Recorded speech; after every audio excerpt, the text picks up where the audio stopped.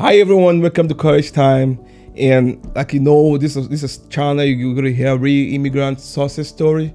And I promise you this episode is gonna be great. Though I have one story you're gonna hear from this person, and the most important thing about this person is that he's my cousin and my brother here in London. Boy, man. And we're here shooting this great episode though. So welcome to the show, Justice.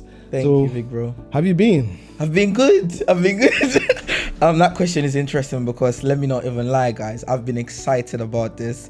We've been planning this for like 2 weeks, 3 weeks now. Yeah. And finally he's in London and now we're shooting the episode, my episode. And I'm gassed and pumped. I've been really good. London's been treating me well. That's good. I'm glad to see you again though. Yeah, glad to see you too, big bro. How have you been though? I've been great though. You've been in 3 time zones in like the past 1 yeah, day. I've been in Arizona, back to Houston, Amsterdam, different time zone, back to London. Just traveling Man. And just trying to make a dream come true. Hearing the immigrant success stories though, like the one you're about to tell us today. So it's something that's been on my mind and something I'm excited, and I want our audience and our listeners are gonna hear it from you today. I'm excited as well, big bro. Thank you for having me. So what about you? Tell me about yourself, Justice. My name is Justice Chinda. Grew up in Nigeria. I'm a family of how many again? Big bro, you're my cousin. How many siblings have I got? 5. Family of 5. Grew up in Nigeria. Place where everything that happens is like comedy, literally. And I feel like that's got a lot to do with my humor and my persona as well. That's true. Building up my skills and how I relate to people. Yeah, I like to consider myself a very outgoing person, very easy to access, and yeah, like a sanguine as well, like really a people person. So yeah, that's a bit of a backstory about who I am. Yeah, in terms of my personality. So before we jump into your immigrant journey and understand, what's your favorite moment in Nigeria? Somebody favorite story you can remember about Nigeria? Most of my favorite moments were with him actually, because why I say that is because the comedy, he makes the comedy heightened. So there was this time, my little brother, his name is Unfiltered, we're dressing him up for church. And I think he'd come visit us from his place. He'd come stay with us that day on a Sunday evening. And when he saw my little brother, he's saying that my brother was like on a bow tie. Yeah. It was a bow tie, yeah. And then he was like, who's just lifted like he's gonna serve tea? Yeah, I remember this. Just having that laugh, and I would never forget that moment. For sure, he looks like someone like the serves tea. Yeah, nah, he looks really, really weird in that outfit. The face it was not given. But yeah, so having that laugh, seeing my brother dressed like that, and seeing him say that, and the way we even laughed about it, especially having to have that kind of conversation in a family setting, I will never forget. We always laugh about that. Yeah, that's like one of my favorite moments when I think of Nigeria.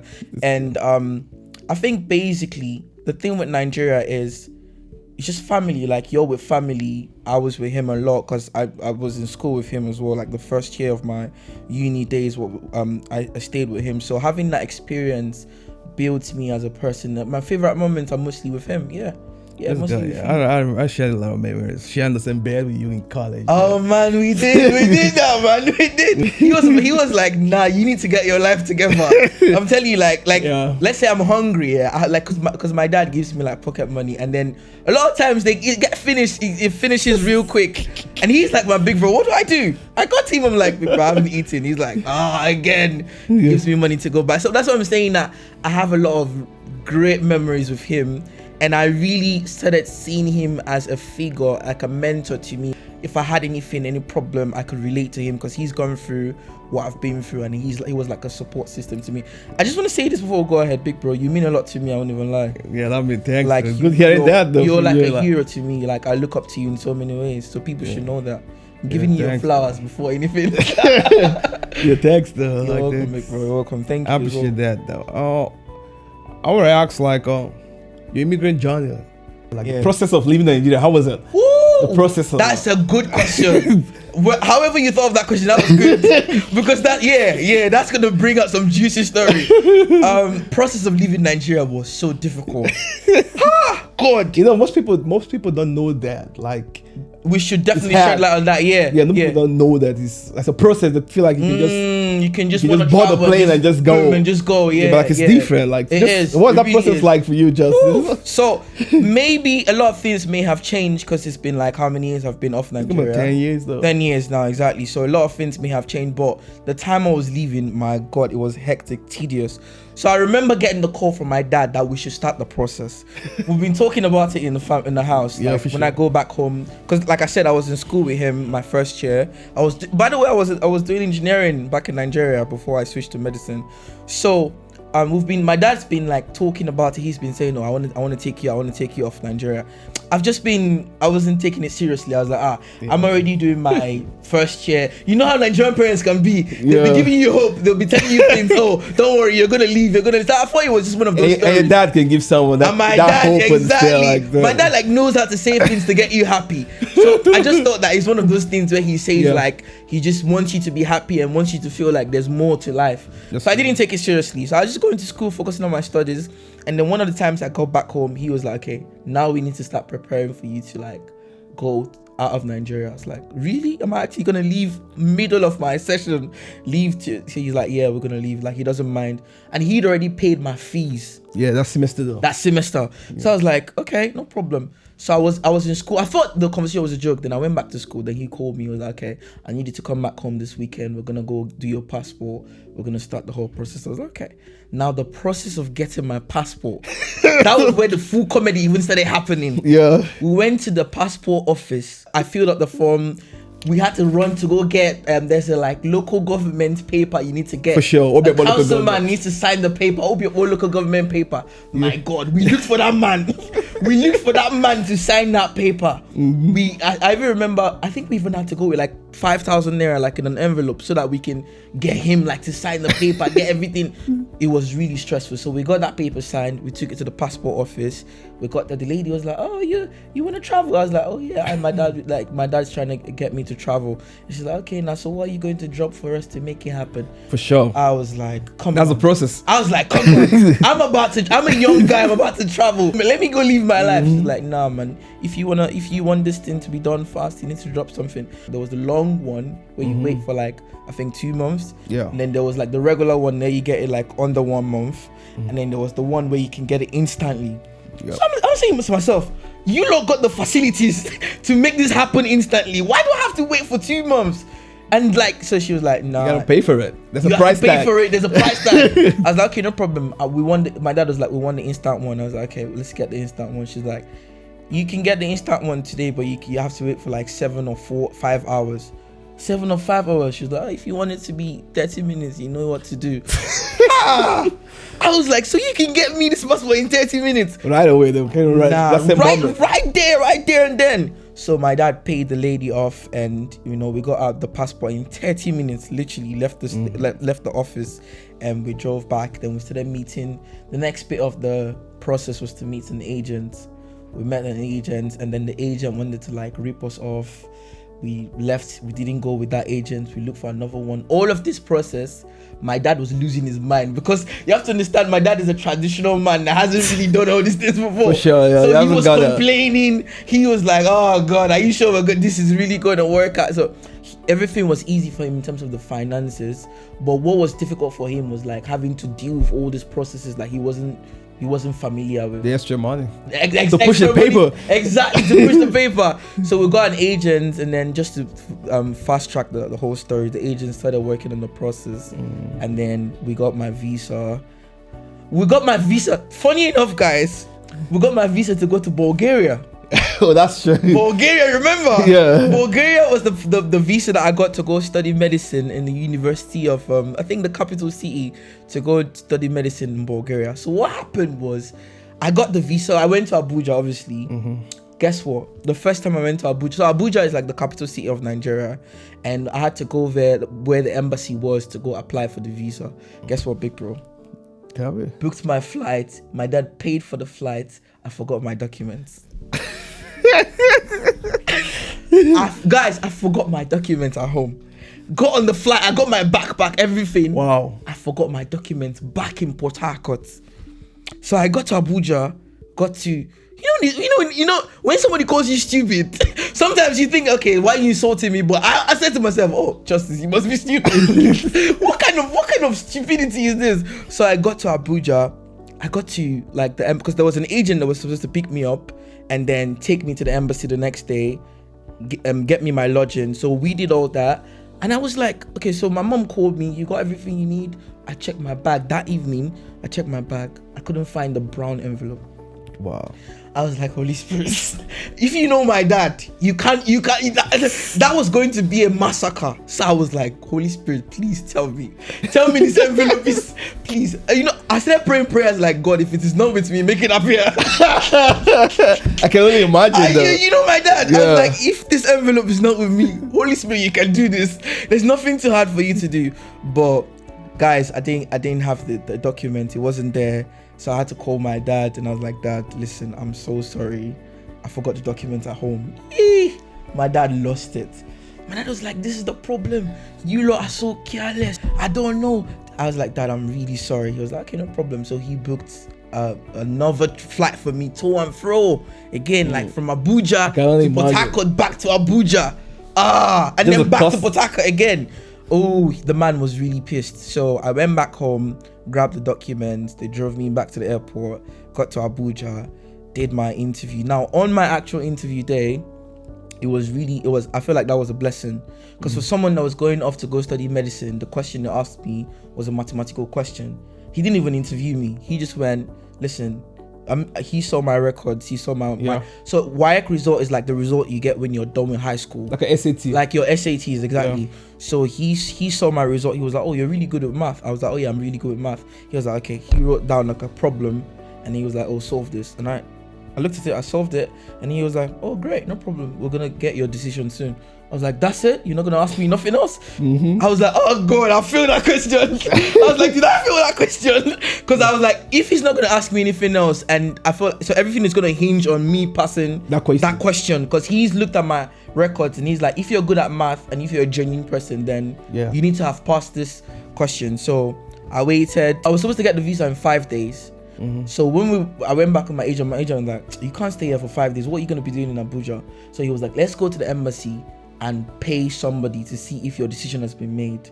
That's Nigeria, man. Everything is you gotta money. Pay somebody. You have to pay somebody to bid. Everything is money. So I was like, man, we didn't budget to go pay nobody to get my visa fast tracked. So we went to the embassy and then we saw like the gate man of the embassy, like the security guard of the embassy. And then my agent was like, listen, want to check if my boy's visa is ready. So the guy's like, you know what to do. So we gave him some money. He went to check, and then my visa decision had been made. I was like, what, did I get it? He was like, oh, he couldn't see if I've gotten it, but he can see that the decision has been made. So we paid him, and then I think he spoke to somebody, and I got my visa. And that's it. Go to Bulgaria. Sorry, I got my visa to Bulgaria. So then I got that visa. I was excited, man. When it comes to doing things in Africa, you can't say it to a lot of people. So my parents already told me, listen, keep this on the low. Secret. Nobody should know. This is gonna happen in the family. Like when it's happened, people can know that you're gone. And then boom, what happened? I missed the time that I was supposed to be in Bulgaria to start the session. Because when I got my visa, the session had already started. Oh yeah, you can come halfway. I can't come halfway since it's medicine. So they were like, I needed to do like preparatory class, which was gonna cost a bit more than what we've already paid. And my parents didn't budget for that extra money. So they were like, why are we gonna pay extra for you to go do prep class? Exactly. When like a pre-med class. Pre-med class, exactly. Then like our money is just gone for you just getting ready for the actual thing. So they were like, no, that money, because in Bulgaria it was way more expensive than where I eventually did medicine in Ukraine. So they were like, no, let's just step back and think about it. So I came back. I thought the dream was shattered. I thought it was not going to happen again. Yeah. I remember telling him, I was like, oh man, let me just, my mind was like, let me just continue my engineering. So I got back to school, kept doing what I was doing. My aunt was pushing for it. My aunt here in London was pushing for me heavily.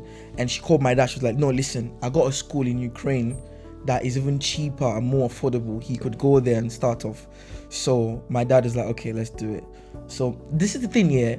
And that's why forever, anytime I think of my dad, it makes me cry. Okay. That man believed in who I was. That's true. He believed in everything about me. He never said, there was no time when he said, okay, now I'm exhausted, like I've spent so much money. He just went, okay, let's do it. So we started the process all over again. This time, I knew what to do. No fumbling, Exactly, no mistakes, everything. I was on point. I was on point with all the process that was involved. So we got my visa in no time. And then that was it. Then we had You got a visa to go to Ukraine. to go do like my actual, What school is this? Kharkov National Medical University, man. That was the second most lively city in Ukraine after the capital, Kyiv. Oh, So then my parents joined me to Lagos. My going flight was gonna leave from Lagos. Then they joined me from Port Harcourt. We took a flight. It was the first time that my parents had ever been on a flight. It was the first time. These lot have been driving around Port Harcourt, driving city to city. They've never caught a flight. So I told them, no, listen, let's get the full experience as a family. So my dad is like, okay. So he booked a flight for himself, my mom and myself. And we went to Lagos. And then that was the last time I saw my parents, like for the past 10 years. Wow. That was the last time, man. That was the last time. So yeah, that's my story, man. That's my story of how the whole process, me leaving Nigeria, and how tedious it was. So persons don't know that this is the whole process. It is. Yeah. You got to apply to that country and embassy and all that. Full invitation letter. You get the proof that you're going. Admission. Invitation letter and admission as well. So it's just it's a process. It's a long one. It's not even a short process.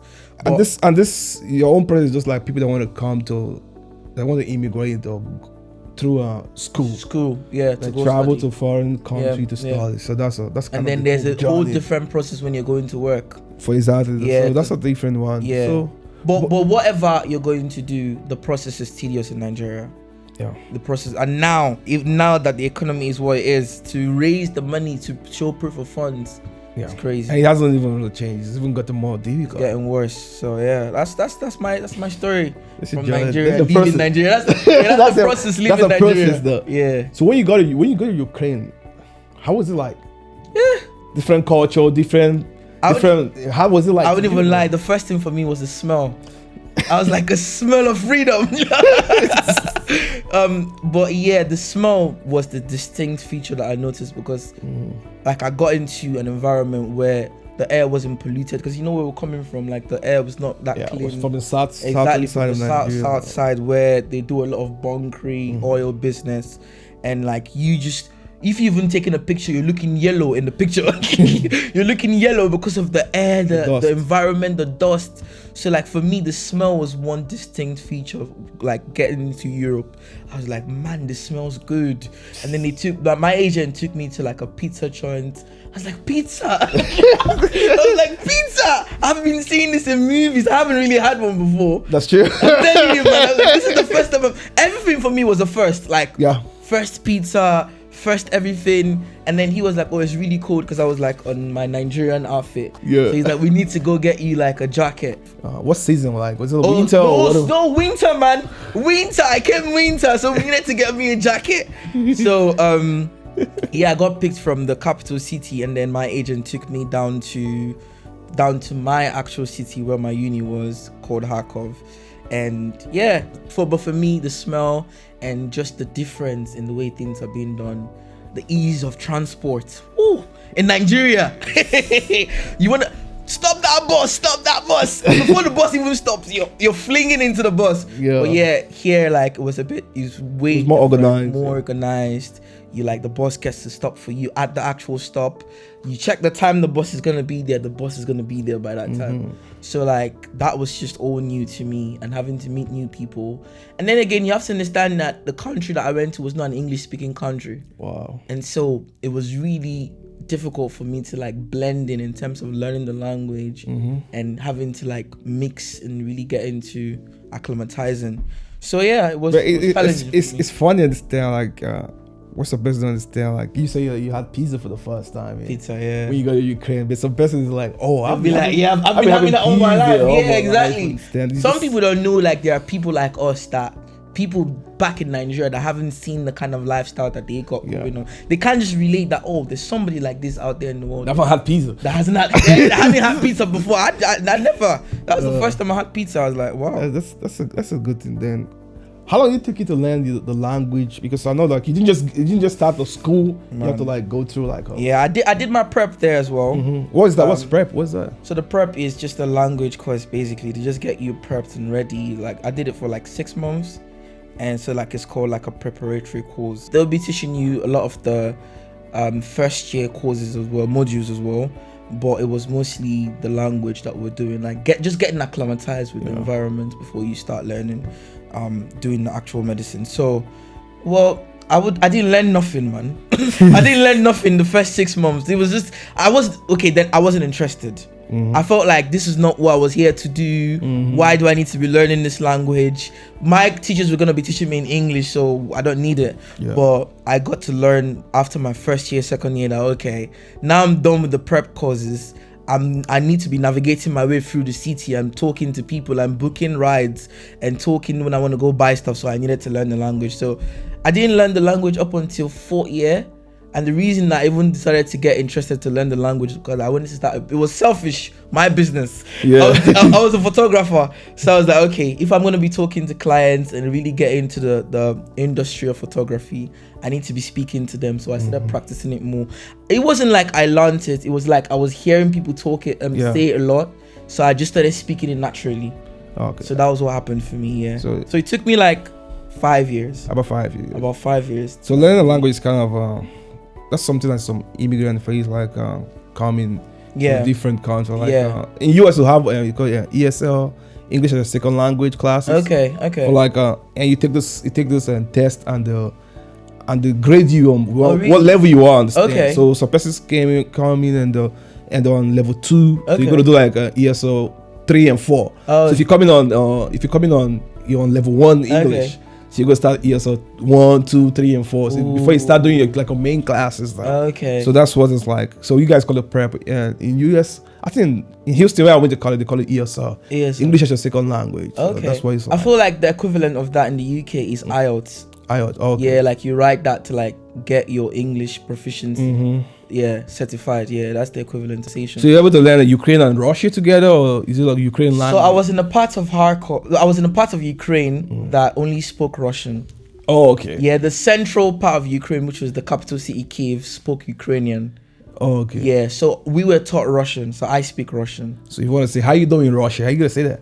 How you doing? How you doing in Russia? Yeah. Oh man, it's been a while. How you doing? Kagdela is how you doing. Yeah. Like, I speak to Russians at work actually. Oh. Yeah, like a couple Russians come to open like an account with us, and then like I speak to them fluently at work. But now it's just not coming to my mind. One day you're gonna be a Nigerian ambassador to Russia. Man, guys, you're hearing this here? Let's speak it, please. Yeah, you're gonna be an ambassador to Russia. The right ears need to hear that. I need them to hear that. Yes, I'm ready. I'm ready to be like an ambassador to. That's good. That's a good experience. Thank you. How was it like medical school? Like it's kind of like some people hear like medical. Oh, I'm a doctor. I want to be a doctor. What was like medical school for you? In Ukraine, I understand. That switch was really huge. That switch was, I wouldn't lie, it was practically difficult because I was coming from engineering to medicine. Like these are two different worlds, and I struggled a bit to just get my mind off engineering and just getting into medicine. But I feel like what helped me was that they incorporated a bit of the engineering courses into our first year. What I mean is physics. Yeah, physics. Like I did physics, I did informatics, I did chemistry. Yeah. So like I started doing all those things in like first year as well. So it wasn't too strange. But then when I started doing like medical biology, I like, okay, this is getting serious.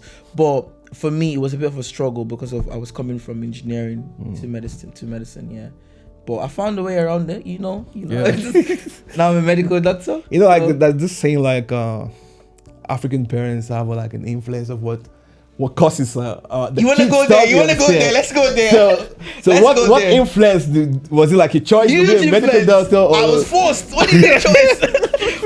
What do you mean choice? What choice? Do I look like I had a choice? Yeah. I was forced, man. I was cajoled. I wouldn't say forced because that would be a bit too extreme. Yeah. But I was sort of nuanced into it. I was like pacified into the idea. They gave me bits of mollification. Okay. So basically, how this whole thing started was when I was rounding up high school, they started ringing it into my ear. okay, what would you like to do? What would you like to do? I was like, me, I want to be an engineer, because I looked at him. He was doing chemical engineering. I was in chemical. Petrochemical. And And then when I had conversations with him, he's talking about oil money. Who doesn't want oil money? So I was like, man, I want to get that oil money real quick. I don't want to go through no stress. So my mind was already set. I want to do engineering. So my parents already started like singing it in my ear.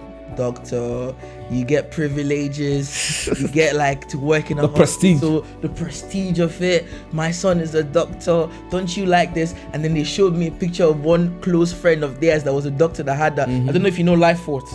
Remember Life Force, exactly. So the owner of Life Dr. Force, Thornberry. Dr. Thornberry, exactly, was really close to my parents as well. So they were like, look at Dr. Thornberry, he's got his hospital. Don't you want to, like, we got a land, you could build your hospital. I was like, nothing they didn't tell me, man. Not so. So you have no excuse not to be a doctor. I had no excuse. they prepared the vision in front. You know when somebody prepares like food and serve it to you? Yeah. They served me the idea. So, but I still went ahead. No. What? So they made me apply for Uniport. I don't know if you remember. Yeah. Uniport medicine. So in my city we had two universities, major universities. We had Uniport and we had UST, University of Science and Technology. So because my parents were so serious with this dream, they said, okay, you know what? You can apply for they let me do my thing. They say apply for your UST, but then we need you to go to Uniport for your first choice. Medicine. First choice. Yeah. So I put my first choice Uniport medicine, second choice UST engineering.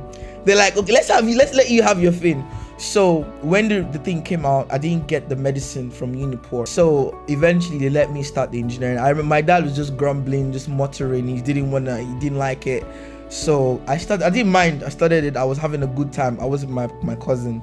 He was making life easy for me. And I had a beautiful fellowship called Castle as well. So I was enjoying myself.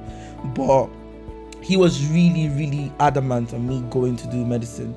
So mid-session, like I already said, he called me. He was like, "Nah." So you went to Europe to fulfill that dream. Yes. I feel like if God is wise, because if I had gotten that admission for medicine in Uniport, he would have let me do it. Yeah, for sure. You get me? He would have let me stay in Nigeria to say, okay, do your medicine, be done.